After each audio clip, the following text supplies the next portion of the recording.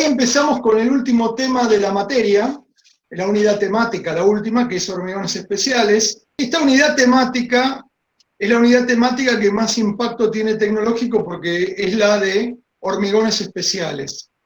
Hoy vamos a trabajar con uno de los hormigones que más se están usando entre los hormigones especiales, que son los hormigones masivos.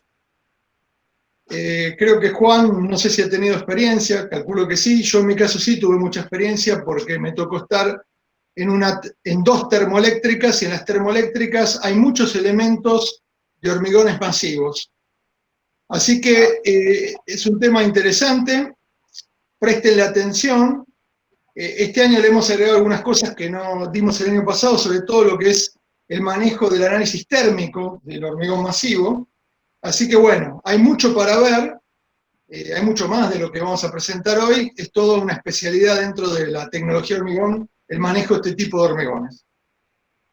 Los temas que vamos a abarcar hoy son, primero vamos a definir qué es un hormigón masivo, qué componentes lo caracterizan, que no son los mismos componentes que tenemos en el caso de otros hormigones, qué comportamiento tiene el hormigón fresco, el tema de la fisuración, que es el gran problema tecnológico a resolver de los hormigones masivos, cómo se evalúa la resistencia, qué precauciones o qué cuestiones hay que tener en cuenta en su gestión en obra.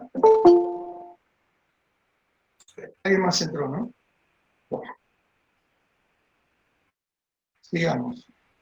Y decía los usos y las conclusiones.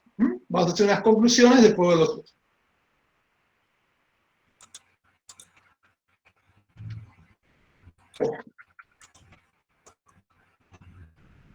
Así. Bueno, lo primero que tenemos que hacer es definir qué es un hormigón masivo.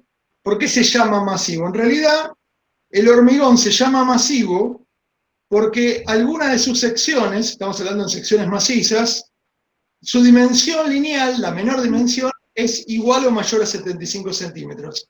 Ese hecho de ese tamaño que tiene, no sé si alguien tiene prendido el micrófono, pido que lo apaguen, hace que uno tenga que tener muchos recaudos porque ese volumen de hormigón va a generar calor y va a generar a su vez un cambio volumétrico que puede generar agrietamientos. Entonces uno tendría que pensar en minimizar esos agrietamientos porque esos agrietamientos, se imaginarán, traen consecuencias, tanto a los efectos de la durabilidad como a los efectos de la resistencia. Entonces, cuando uno se encuentra con un elemento de hormigón que tiene su sección menor o su dimensión menor es mayor o igual a 75 centímetros, ya lo tengo que manejar como un hormigón masivo. Ahí les muestro una sección de hormigón.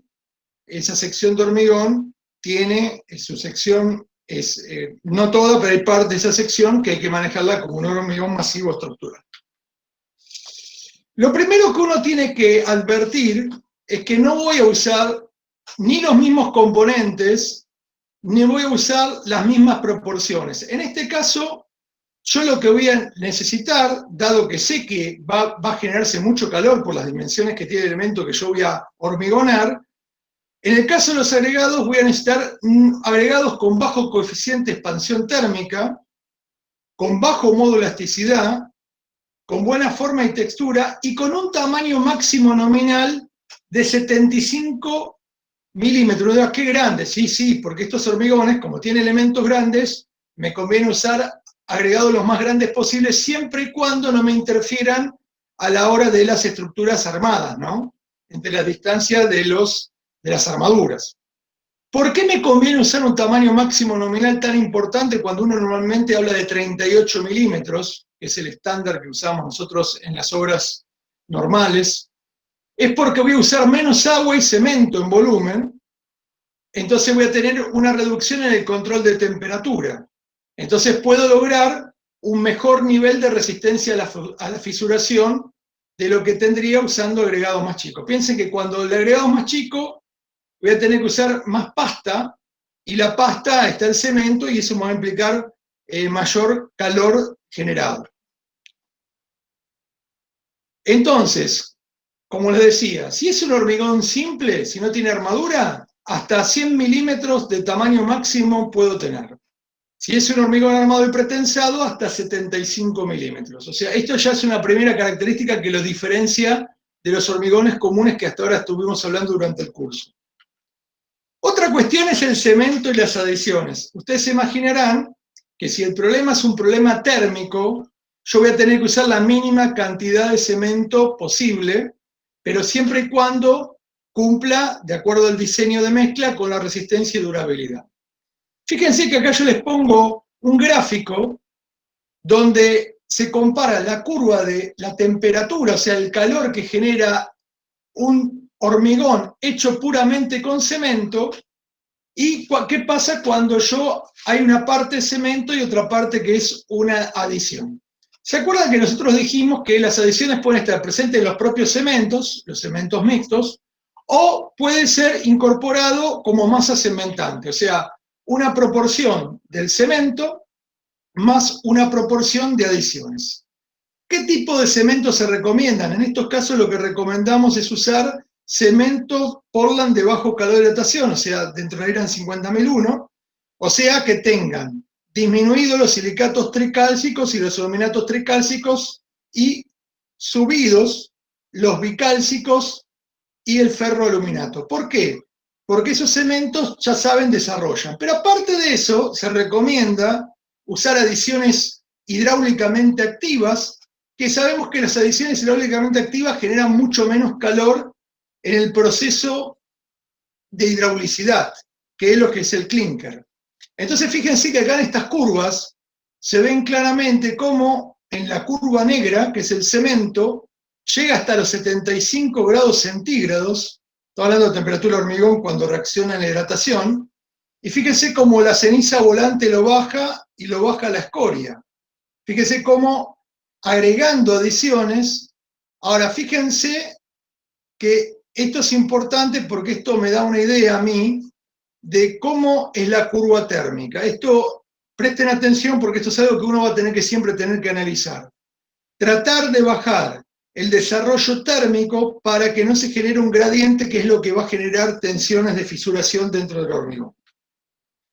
Entonces, cuando uno va al CIRSOC, en el CIRSOC hay un capítulo que es de hormigón masivo estructural, los invito a que después lo vean, va a ver que el CIRSOC en sus recomendaciones dice que el contenido de cemento debe ser el mínimo posible, pero debe cumplir los requisitos de resistencia mecánica, durabilidad o cualquier característica especificada para ese tipo de hormigón. El hormigón no debe contener cemento de alta resistencia inicial. Esto parece tonto, pero hay que aclararlo, porque se imaginarán que es el que más desarrolla calor, ni tampoco aditivos aceleradores de resistencia que también generan mucho calor. O sea, estamos hablando de hormigones donde voy a tener que tener mucho cuidado en los cementos y las adiciones. Voy a tratar de poner la mínima cantidad de cemento posible, voy a tratar de poner adiciones y voy a trabajar con cementos que desarrollen el mínimo calor posible. Otro componente a tener en cuenta es el tema del agua. ¿Por qué el agua? Porque el agua, si yo reduzco el agua, voy a reducir el contenido de cemento. Por lo tanto, voy a tener menor cambio de temperatura, menor retracción, mayor durabilidad, mayor resistencia. Quiere decir que a medida que yo bajo el agua, bajo el cemento, y fíjense acá cómo estas tres curvas. Y es contracción por secado versus agua. Fíjense que a medida que bajo el contenido unitario del cemento, de 390 kilos por metro cúbico, 337, 279, 23, fíjense cómo baja la contracción y obviamente también estoy bajando la cantidad de agua. ¿Por qué bajo la cantidad de agua? Porque sigue la relación agua-cemento. Quiere decir entonces que acá me conviene trabajar con la menor cantidad de agua posible, pero voy a tener que controlar que tenga el contenido mínimo unitario de cemento que me asegure las condiciones de durabilidad y resistencia. Otra consideración a tener en cuenta es el uso de aditivos. Ustedes saben que hay aditivos que bajan el requerimiento de agua porque fluidifican, y ahí tienen dos curvas. Entonces yo puedo usar un aditivo retardador, el reductor de agua, retardo, o sea, es más lenta la reacción exotérmica y obviamente reduce el agua. entonces voy a empezar a bajar la temperatura porque bajo el agua. Quiere decir que en este caso voy a... Acá, esto está mal, les pido disculpas, esto está mal, esto no va acá. Entonces, a menor requerimiento de agua, voy bajando con el aditivo.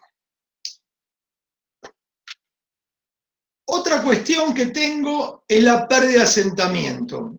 ¿Qué pasa? Al aumentar la temperatura, empieza a aumentar la velocidad de pérdida de asentamiento y eso me empieza a afectar la colocación y compactación. O sea, a mayor temperatura, menor asentamiento. Entonces, eso lo tengo que resolver, es otro tema tecnológico que lo tengo que resolver en obra. O sea, tengo que tratar de mantener el asentamiento durante el tiempo que yo lo tengo que colocar y compactar.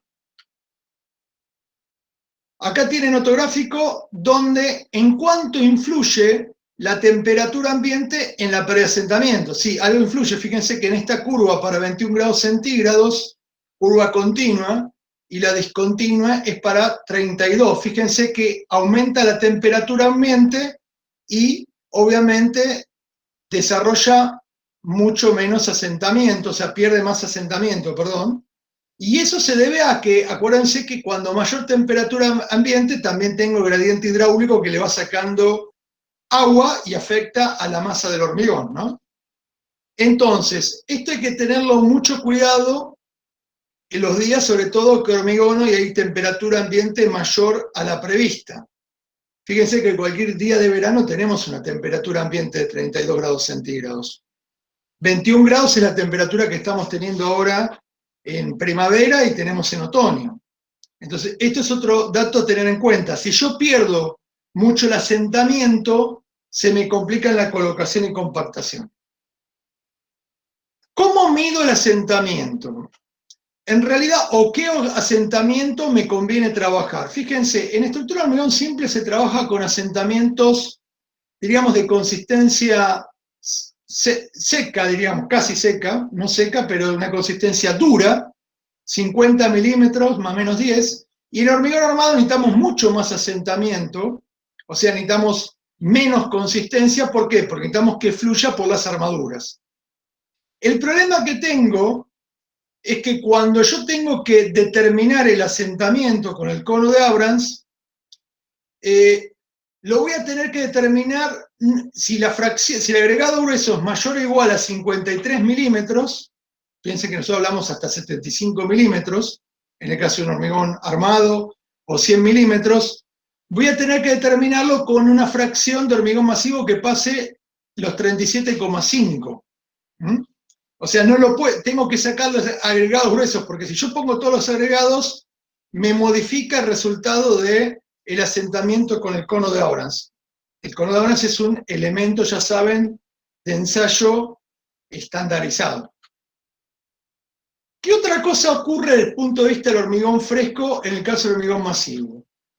Cuando yo no tengo la posibilidad de poner mucho cemento, entonces para mejorar la durabilidad voy a agregar aire intencional. Esto es siempre y cuando, acuérdense que cuando yo agrego aire intencionalmente incorporado, esto está en una tabla que está en el SILSOC, baja también la resistencia.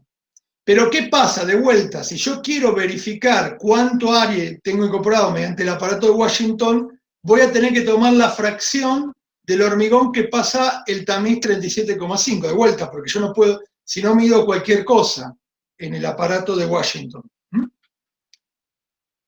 Y llegamos a un tema que es muy importante, que es justamente la razón de todo lo que veníamos hablando, que es el tema de la fisuración.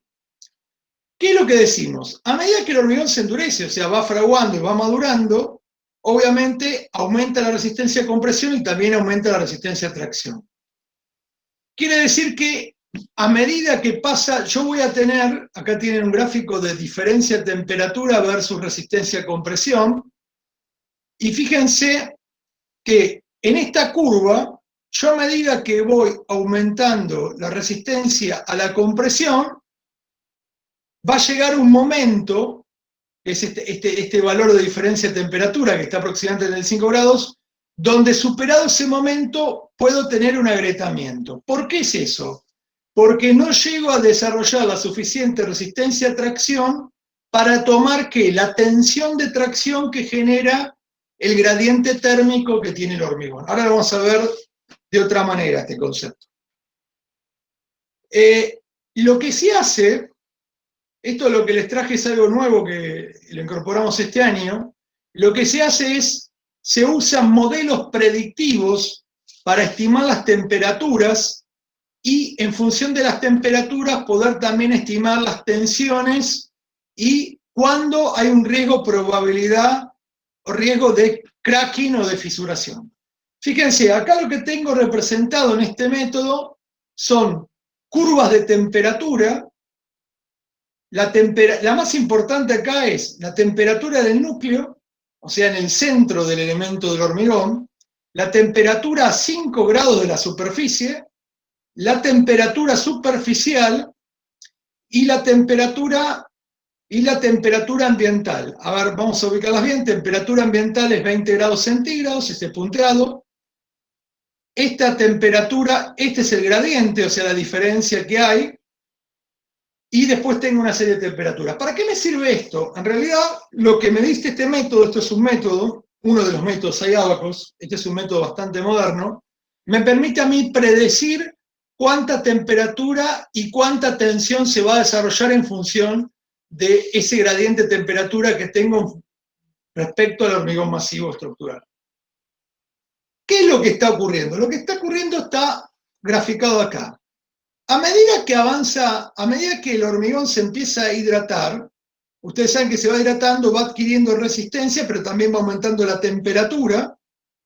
Y fíjense que en un principio, las tensiones restringidas, porque ¿qué pasa? El hormigón en un momento se va a querer expandir, y al expandir va a haber partes que va a aparecer lo que llaman las tracciones, que es acá. Y cuando aparecen las tracciones, cuando supere la resistencia a tracción que tiene hormigón, que la va ganando a medida que va aumentando su resistencia a compresión, aparece esta zona que es la zona de donde se empieza a producir fisuras en el hormigón. Quiere decir que este modelo lo que hace es ver el agrietamiento térmico y estima qué temperaturas se desarrollan y qué tensiones a temprana edad. ¿Por qué temprana edad? Porque el problema lo tengo al principio de la edad del hormigón, o sea, aproximadamente a los 7 días es donde tengo riesgo de fisuración de los hormigones masivos. Luego ya no es tan importante porque viene cayendo, como se ve acá, la temperatura porque va avanzando la hidratación, ¿no? Este modelo CTK, se basa en esta fórmula. Esta fórmula tiene en cuenta un montón de parámetros, tiene en cuenta, obviamente, lo que se obtiene de acá es la tensión a tracción que sufre el hormigón en función de ¿qué? De la retracción autógena. ¿Se acuerdan cuando hablamos de la retracción? La retracción térmica, de la retracción hidráulica, del modo de elasticidad del hormigón, de la relajación de la tensión y del grado de restricción del elemento. Fíjense, todo esto me termina dando un valor de tensión. Ese valor de tensión, de tracción, es el que yo tengo que comparar respecto a ¿qué? A la resistencia a tracción que tiene. O sea, si ese valor de tensión, tracción, que obtengo de todos estos parámetros, supera la resistencia a tracción, se va a producir agrietamiento. Entonces aparece un índice de agrietamiento, se llama ICR, y este índice de agrietamiento, ¿qué pasa? Si es 1, se empieza a agrietar, porque fíjense que, si es 1 no pasa nada. Pero si este es mayor que este, si es mayor a 1, sí, se estaría agrietando. Si es menor a 1, no pasa nada. ¿Se entiende cómo es el concepto del índice de agrietamiento? Este análisis térmico es lo que se hace modernamente. Hay unos software especiales, yo no les traje algunas curvas, pero no hay representaciones inclusive que me dan isotermas, me dan un montón de datos que me permiten a mí predecir antes de llenar el elemento estructural, en función del cemento, en función de un montón de datos, yo puedo predecir cuál es el comportamiento térmico y qué grado, si llega o no llega a producirse que la tensión de tracción térmica supere la resistencia de tracción que tiene en ese momento el hormigón, y de esta manera puedo evitar el agrietamiento del mismo. Estas curvas que tienen acá es para que ustedes vean cómo es el análisis que se hace con este método. Este es un gráfico de desarrollo de temperaturas. Vamos a prestar atención a algunas curvas. Fíjense, la roja es la temperatura del núcleo. En este caso, para este tipo de hormigón, con un determinado tipo de cemento, etcétera, etcétera, la temperatura máxima de hidratación es a las 33 horas y es de 61 grados centígrados. Después tiene otro punto, que es a las 67 horas de 51 grados centígrados, y después tiene la temperatura crítica, que es cuando justamente aparece que la resistencia, que la tensión que genera térmica es mayor a la resistencia a tracción que tiene, que es a las 99 horas a 41 grados centígrados. Fíjense la temperatura que desarrolla, entendiendo que la temperatura ambiente, como ven acá, es fluctuante, pero fluctúa de 20 a 15, ¿ven? Sería un día como los que estamos, bueno, ahora está haciendo un poquito más de fresco. Fíjense cómo oscila la temperatura ambiente y fíjense qué pasa con el gradiente. ¿Cuál es el gradiente? Obviamente el gradiente está ahí. ¿Lo ven acá? Esta curva es la que va llevando la diferencia de temperatura. Y esto es lo que hay que tener cuidado. Entonces, en función de esa curva, se desarrolla la curva de tensiones en el tiempo. Estas dos líneas que vienen acá, si se fijan acá, son esta y esta, o sea, la temperatura a las 67 horas y la temperatura crítica. Fíjense qué es lo que pasa.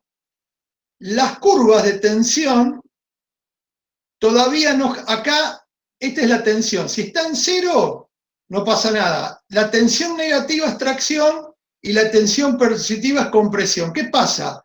A partir de este momento, a partir de este instante, donde está acá, empieza a pasar a ser tracción y empieza a crecer. Cuando llega a este punto, se encuentra que este punteado es la tensión, es la resistencia a tracción que tiene ese momento el hormigón. Y la curva esta es la tensión que se está generando por la fórmula que vimos anteriormente, la tensión térmica de tracción. A partir de este momento se estaría fisurando, ¿ven? Por eso es tan importante encontrar este punto. ¿Y cuándo ocurre este punto? Porque la idea, ¿cuál sería? La idea sería disminuir el gradiente para que no genere tanta tensión, y al no generar tanta tensión, alejarme del riesgo de agrietamiento o lograr que la curva se suavice y no llegue a vencer a esta curva que es la resistencia que tiene el hormigón. Como ven, es medio asintótica porque la resistencia a tracción del hormigón es el 14% de la resistencia a compresión. Así que, más en este tipo de hormigones que son de lento crecimiento de la resistencia, tengo que tener cuidado con eso. Acá lo que tienen son cómo se desarrollan los índices de agrietamiento. Fíjense que arrancan todos en este valor y llega a 1. Acuérdense que si llega a 1, ¿qué me está indicando? Me está indicando, o sea, si es mayor que 1, ¿qué indicaría? Que la tensión de tracción es mayor que la resistencia de tracción, ¿no? Esto para tenerlo en cuenta también. Bueno, este método, como ven, este de temperatura de concreto y riesgo de fisuración, este método me aporta mucha información para tomar decisiones de cómo trabajo un hormigón en función de un montón de parámetros. Después yo les voy a pasar ahí, yo bajé un paper donde explica profundamente el método, pero la idea era mostrarles este método porque es un método que normalmente no lo damos, pero está bueno que ustedes lo conozcan en el caso que les toque hacer un hormigón masivo estructural. Uno mira, obviamente hay gente de tecnología de hormigón que maneja estos métodos y hay software de elementos finitos que me permiten predecir. Hay un montón de cosas más, pero quería mostrarles este tipo de índice de agrietamiento y de dónde surge esto, para que vean que hay un estudio térmico para el caso de los hormigones masivos estructurales. Entonces, ¿qué dice el CIRSOP respecto a la fisuración? Dice que obviamente lo que tengo que tener en cuenta es que el aumento de la temperatura en la masa del hormigón puede producir fisuración. Y yo les puse ahí entre paréntesis que la fisuración la produce el gradiente térmico entre el núcleo, que está muy caliente, y la superficie. Esa diferencia de temperatura va a generar tensiones, como ya vimos en los gráficos de tensión, y eso va a terminar fisurando el elemento del hormigón. ¿Por qué? Porque el hormigón no tiene resistencia a tracción, tiene muy poca, y aumentó la resistencia a tracción justamente por ese gradiente térmico. O sea, la mejor manera de que no se produzca fisuración es que uno controle el gradiente térmico. Ustedes verán ahí la foto que les puse, eso es una obra de hormigón masivo, ¿no? Una obra, fíjense lo que son los apuntalamientos, una obra muy importante de hormigón masivo, ¿no? Eso lo que están viendo abajo es una platea que puede llegar a tener 2 metros, 1,5 metros de espesor. ¿Qué más me pide, qué recomendación me da de control de fisuración el SIRSOC? Me dice que si el hormigón va a tener que ser estanco entre juntas de contracción, no se pueden admitir fisuras. O sea, si yo tengo, imagínense que hacer un elemento estructural que tiene que ser estanco, una represa, yo no puedo permitir fisuraciones. O sea, no puedo permitir pasaje de agua. En las estructuras de hormigón que no son estancas, tengo que tratar de evitar la fisuración errática con juntas de contracción. O sea, lo que yo hago es genero juntas de contracción para que se fisure por la junta de contracción. En las estructuras de hormigón armado, que no deben ser estancas, también puedo poner juntas de contracción. Y tengo que poner armadura que tome la tensión de origen térmico, porque eso va a haber una tensión en el que tiene que tomar tracción. Acuérdense que el hormigón armado el que toma la tracción es la armadura, entonces voy a tener que poner armaduras en determinados lugares para tomar las tensiones de origen térmico. Pero por suerte la tecnología del hormigón ha estudiado estos comportamientos y me dan métodos para controlar la fisuración. Uno es mediante el diseño, o sea, tomando algunas consideraciones al diseño. Por ejemplo, usar hormigones con gran capacidad de formación por tracción.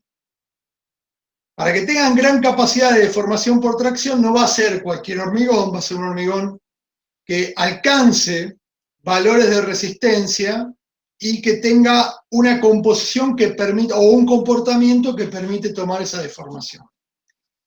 Que tenga bajo contenido de cemento. O sea, eso está permitido para bajas tensiones de diseño. A veces los elementos de hormigón masivo estructural no requieren tanto valor de resistencia, por lo tanto pueden tener bajo contenido de cemento. Uso de cemento Portland de bajo calor de hidratación. O sea, un cemento Portland que desarrolla más lentamente la resistencia y por lo tanto se hidrata más lentamente, genera menos calor, y al generar menos calor hay menos posibilidad que se forme gradiente. Uso de adiciones de puzolanas hasta un 35%, o sea, reemplazar parte del cemento por puzolana, forma una masa cementante, la puzolana tiene una reacción posterior y es una reacción mucho más lenta que la reacción del clinker del cemento. Entonces, eso también me hace ganar. Eso serían como la control de diseño. Si no me alcanza esto, también hay formas de gestionar en obra o recaudos en obra. Por ejemplo, colar el hormigón en pequeños segmentos o bloques. Cuando son, por ejemplo, vamos a ver fotos de represas que se hacen en bloques. No siempre se puede hacer en pequeños segmentos o bloques. Por ejemplo, una platea de una caldera en una termoeléctrica había que llenarla todo el mismo día. O sea, no había ninguna posibilidad de hacer por segmentos o bloques, ¿no? Necesitaba todo una cohesión, necesitaba todo que quede en un monolíticamente unido. Baja temperatura durante la colocación, eso depende mucho del tiempo, a veces puede ser o no. Baja velocidad de construcción, en el caso que no haya enfriamiento artificial, yo puedo enfriar, o sea, otra forma es, le dejo tuberías de agua en las masas que son muy grandes de hormigón, luego le inyecto adentro una pasta y se sella, y de esa manera le voy bajando la temperatura del núcleo, que es donde se desarrolla en la mayor temperatura que forma el gradiente con la parte externa. La otra es aislar las superficies del hormigón, O bajar el grado de restricción. ¿Qué significa? Si yo no tengo restricción, no hay problema que se produzca el gradiente, porque al no tener restricción no se forma tensión de tracción. La tensión de tracción es la restricción. Por eso, acuérdense que en la fórmula de análisis de fisuración se tiene en cuenta el factor de restricción. Aparte de todo ese tema térmico, me encuentro con el problema que ya vimos, que uso tamaños máximos de agregados mayores a lo que normalmente se usan en hormigones convencionales. Por ejemplo, si el tamaño máximo nominal del agregado es mayor a 53 milímetros, no puedo usar las mismas probetas que uso las de 15 por 30, sino que voy a tener que usar probetas de un diámetro igual o mayor a 3 veces el tamaño máximo agregado y una relación de esbeltez o altura-diámetro igual a 2. Obviamente, moldeando y curando como dice la norma IRAN y a compresión. O sea, podría ser probetas mucho más grandes. ¿Qué pasa? Cuando yo estoy estudiando la mezcla en laboratorio, lo que me permite el método es trabajar con la fracción del hormigón que pasa al tamiz de 37,5. O sea, no uso toda la granulometría, uso nada más que la que pasa, o sea, la que es menor a 37,5, hago ensayos comparativos, pero después los tengo que corregir entre el hormigón tamizado y el hormigón masivo. Entonces, si el tamaño máximo es menor a 53, no corrijo nada.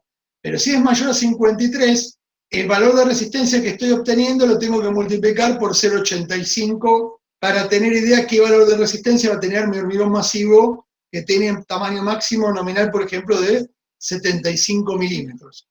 ¿Se entiende? O sea, lo voy a tener que corregir, porque si no, no va a ser representativo, si es mayor a 53. Si yo el control de resistencia en obra de un hormigón masivo normalmente lo realizo en probetas cilíndricas de 15 diámetros y 30 de altura, voy a tener que de vuelta usar el hormigón de fracción menor a 35 milímetros, o sea, voy a pasar por un tamiz, voy a hacer el curado y lo voy a romper. O sea, se puede hacer moldear probetas más chicas, pero teniendo en consideración lo que está diciendo él. ¿Cómo es el tema del hormigonado? Bueno, ahí tienen una represa. Las represas, como verán, son elementos de grandes dimensiones y son elementos que se van hormigonando en bloques. Entonces, una forma de hormigonar para controlar el gradiente y controlar las restricciones y todo lo que genera las tensiones y las fisuraciones es hormigonar en bloques. Entonces, lo que se hace es, se inicia en bloques no continuos el hormigonado y se va dejando, y luego los bloques faltantes, o sea, se deja un bloque sí, un bloque no. Entonces se va haciendo de apartes. Siempre la altura máxima de cada bloque no puede ser menor al 1,50 m, si es el caso que se ejecute una vez, y la operación no debe ser interrumpida antes de que se complete el bloque. O sea, tengo que hacer el bloque sí o sí. Lo que pasa es que el bloque son muchos metros cúbicos, son bloques grandes, ¿no?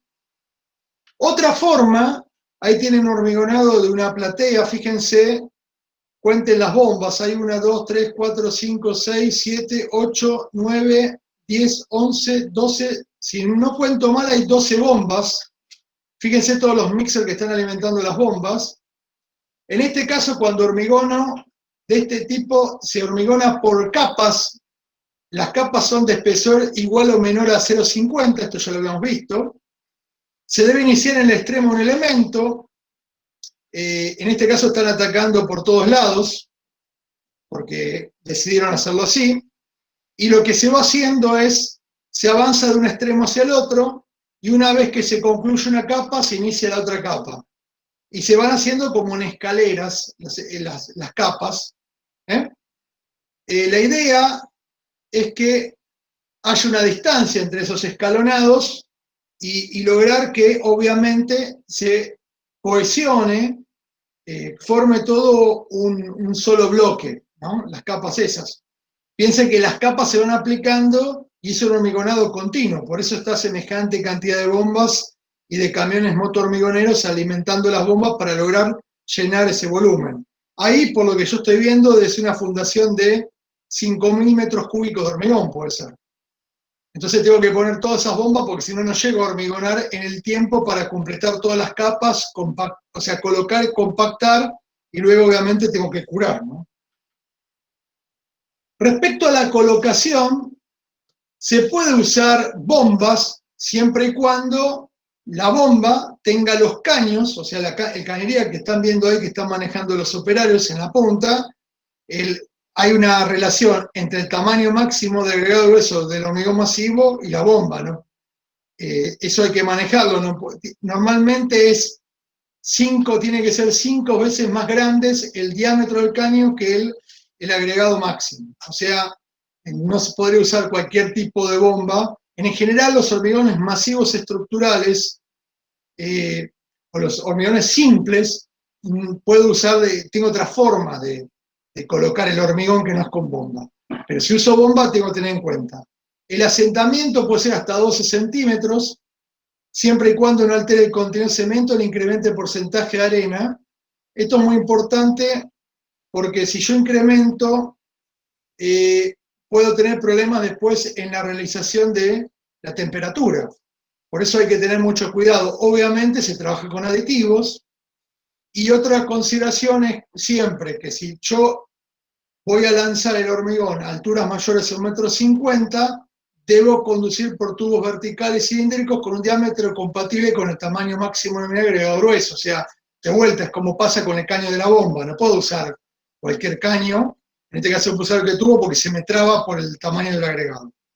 Teniendo en cuenta esas consideraciones, una cosa que es muy importante, ahí les puse, esta es una foto que saqué yo, esta es la foto de la termoeléctrica, esto es una platea que se hizo en el edificio donde iban las turbinas, ahí atrás, voy a marcarlo acá, esta parte son las calderas, en este caso la termoeléctrica tenía un ciclo abierto que llegaba acá y la caldera cerraba lo que se llama el ciclo combinado, o sea, el calor, tomaba el calor que salía del ciclo abierto, de la quema del combustible, con eso generaba vapor, lo mandaba a este edificio donde acá generaba vapor en la caldera, por el calor de salida que extraía acá de la quema del combustible, y esto iba a una turbina que estaba por acá, después otro día les traigo las fotos, y esa turbina convertía obviamente el vapor, movía la turbina y generaba electricidad. Eso se llama ciclo combinado, es cerrar el ciclo. Bueno, en este caso acá lo que ven es una platea muy grande y acá se ve cómo tiene un curado húmedo, acá tiene curado húmedo, acá está inundado, no sé si se llega a ver bien, y hay todo un plástico. Entonces, ese curado era el estándar que se tenía y se iniciaba inmediatamente después que el hormigón había endurecido para que no se afecte la temperatura, ¿no? El periodo mínimo de curado, en este caso era de 7 días, igualmente el CIRSOC estipula en el punto 5.10.2 diferentes tipos de periodo de curado en función de determinadas condiciones climatológicas también. Durante el periodo de curado hay que tener mucho cuidado con los cambios de temperatura. Lo que se hacía era se ponían termocuplas, y se veía cómo iba la evolución de las termocuplas en función de esos parámetros. Que la temperatura, que el cambio sea menor a 1,5 grados centígrados en una hora o 15 grados en cualquier periodo de 24 horas. O sea, controlar que no haya mucho cambio de temperatura. Y también es importante el tema de la temperatura aérea en contacto con la estructura. Por eso la superficie, en este caso no había problemas climatológicamente, pero debe ser protegida. O sea, uno tendría que proteger la superficie para que justamente no sea afectado por la temperatura exterior y forme el gradiente, ¿no? Bueno, acá les muestro algunos casos. Esta es una platea de fundación de 5.000 metros cúbicos. Esta es parecida a la que vimos con los 13 camiones, 12 camiones. Esta es una platea y acá apoya todo un edificio. Ahí está todos los arranques de columna. Piense que una platea de un edificio importante puede estar en los 3 o 4 metros de espesor, puede tener la platea esa. Por eso, si yo quiero llenarla, necesito muchos camiones y muchas bombas para llenarla y que sea monolítica. Acá tiene una obra que fue para mí una de las grandes obras de ingeniería del siglo XXI, que es el tercer juego de esclusas del Canal de Panamá.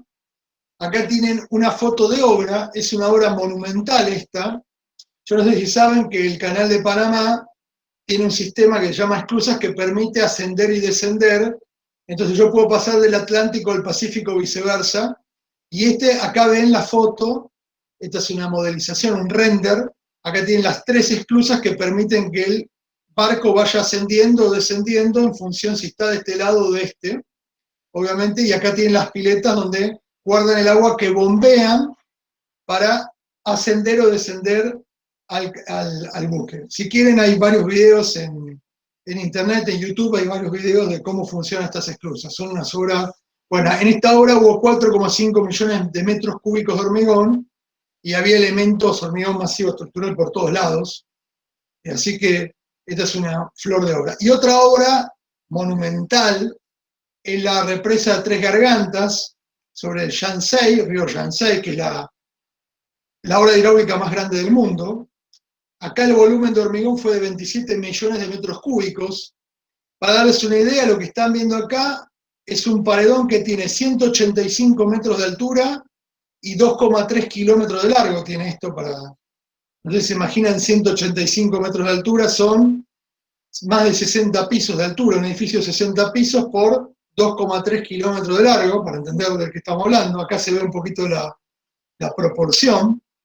Bueno, esta obra, que es monumental, esta obra bueno, es una obra de hormigón masivo estructural. Hay obras pequeñas, esto también hay que decirlo, pero que tienen elementos de hormigón masivo estructural. Si yo tengo, ha pasado en algunas obras, en algunos edificios, donde las columnas de arranque son muy grandes o tienen platea, entonces la obra no es tan grande, pero tiene hormigones que hay que tratarlos como hormigones masivos estructurales. Estos serían casos extremos, ¿no? Bueno, como conclusiones, el hormigón masivo, acuérdense, es el colocado en secciones macizas cuya menor dimensión lineal es igual o mayor a 75 centímetros. Por eso yo digo, si el elemento, sea una columna, sea una viga de un edificio, ¿no?, sea una platea o cualquier cosa que tiene la dimensión menor es mayor o igual a 75, lo tengo que tratar como un hormigón masivo por el tema del gradiente de temperatura.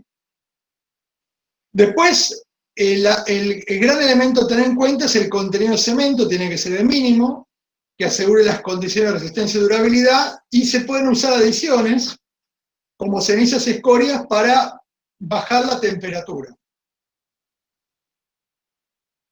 Obviamente tengo que probar primero las mezclas o diseño de mezclas para asegurarme que las adiciones, con el cemento de las adiciones, las masas cementantes, llego a los valores que tengo que tener de resistencia y durabilidad.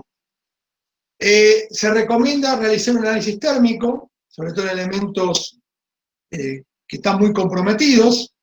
Acá mostramos uno, que es el método CTK de temperatura y riesgo de fisuración. Este análisis térmico me va a ayudar a prevenir la fisuración. Y también recordar que puedo usar métodos para evitar el gradiente de temperatura, o sea, para bajar el gradiente. Entonces, como les decía, alejar la tensión térmica de tracción de la resistencia de tracción que tiene el cemento hormigón. Entonces eso lo puedo hacer mediante métodos de control, o por diseño, o por gestión en obra de ese hormigón masivo estructural. Este es un tema que, como yo digo, uno acá está dando una parte del tema. El hormigón masivo estructural tiene una parte, como verán, que es de estudio, y después tiene una parte de ejecución, ¿no? Uno aprende manejando este tipo de hormigones y sobre todo evitando que se fisuren, ¿no? Esa sería la gran explicación a todo esto. No hablé del clima. El clima afecta, tanto el clima frío como el clima caluroso puede afectar. Uno dirá, pero bueno, si hace calor, ¿cuál es el problema? Total, el clima frío sí, pero te forma el gradiente. Entonces, de vuelta, hay que estudiar también, y por eso esos métodos predictivos tienen en cuenta la temperatura ambiente, porque la temperatura ambiente también afecta a la temperatura superficial y también afecta el gradiente. Fíjense que cuando vimos el método me dibujaba varias temperaturas, varias curvas de temperatura, justamente porque analiza no solo la temperatura superficial, sino la temperatura ambiente, la temperatura a 5 centímetros, la temperatura en el núcleo, etc. Y eso lo tengo que tener en cuenta en función de las tensiones que generan esas temperaturas.